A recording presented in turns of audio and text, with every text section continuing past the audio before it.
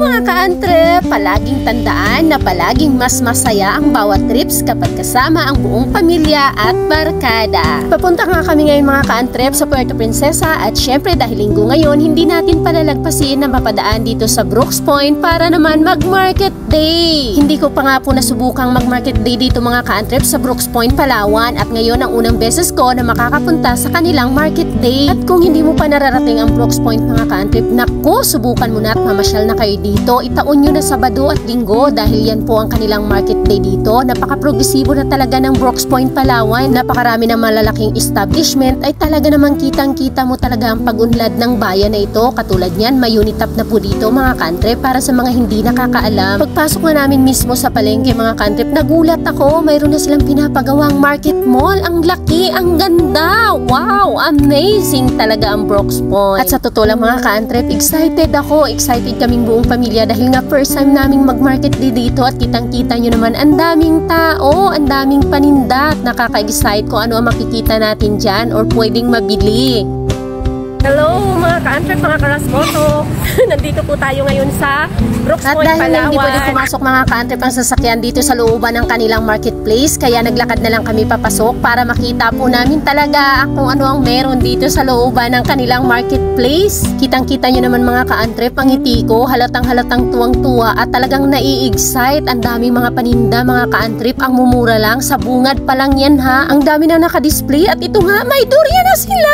Hagoy, paborito ko yan. At dahil nga halos magalauna na ito ng hapon mga ka-antre, nag-decide na kaming mananghalian na muna dahil nakakagutom na rin talaga. Galing pa kaming Rizal, wala pa kaming tanghalian. At habang naglalakad nga mga ka-antre, at hindi sa daanan ang aking mga mata kundi doon sa kapaligiran, ay ito ang nangyari. Ay sorry naman po. Point. Are you okay? Sorry kuya. Doon ako nakatingin sa Brooks Point Convenience Store.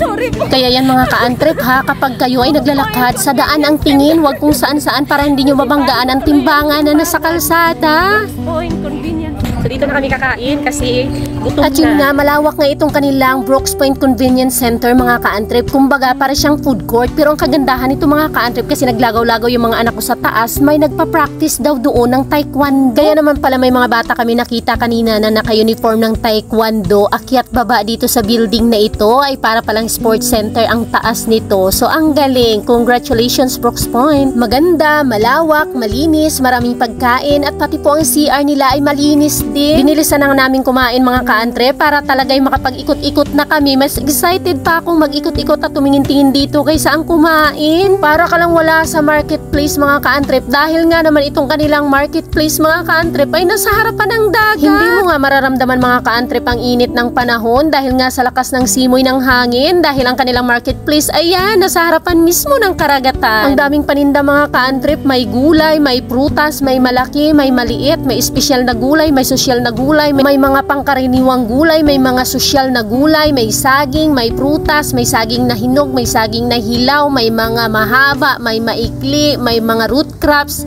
lahat na mga ka-antre nandito sa Brooks Point Marketplace. Pwede mo nga isama mga ka-antre ang mga anak mo dito at ang asawa mo, kayong buong pamilya kasi pagkatapos yung mag-ikot-ikot para mamili ay pwede na kayong mag-picnic pagkatapos noon dahil nga napakasarap ng simoy ng hangin ay para na rin kayong namamasyal o diba sulit. Nakapamalengke ka na, nakapagbanding pa kayong buong pamilya. Hindi lang po mga taga Brooks Point Palawan mga ka-antre ang mga nagtitinda dito, meron din galing pa sa ibang munisipyo kaya naman ang dami mo talagang pagpipilian. Sulit na sulit ang market day mo dito mga ka-antre, pwede ka talagang mag-hoard dito lalong-lalo na doon sa may mga karinderya, sa mga nagre-retail, sa mga nagre-resell, ayan pwede ka pong mag-wholesale dito mga ka-antre. At habang nag-iikot-ikot nga ako mga ka-antre nagbablog, ay ito lumapit si ate sa akin para ipakita ang kanyang nabiling avocado. Ha? Avocado?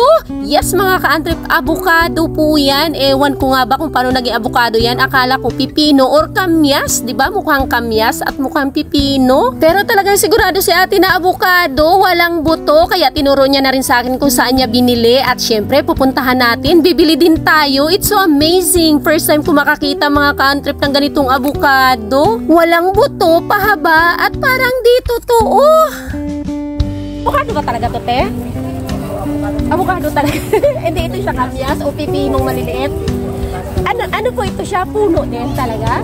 At yun, bumili na nga ako mga kaantre para naman matikman natin itong sa unang pagkakataon ay nakita ko itong abukadong walang buto. At dahil nagbablog nga ako dyan mga kaantre, medyo malakas ang boses ko at ang daming nakarinig. Kaya ayun, unti-unti na rin silang naglapitan. Na-curious din siguro sa sinasabi kong abukadong walang buto. Medyo nagkasiksika na kaya yun, lumayo na ako para naman makapasok pa yung iba na ang dami nagtatanong at nagpapatimbang dahil nga dito sa trending abukado na walang buto.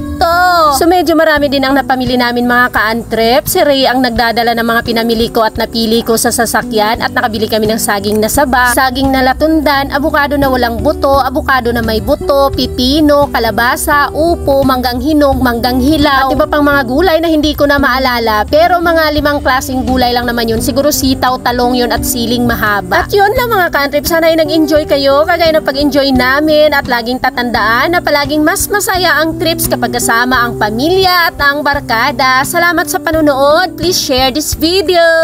Bye-bye!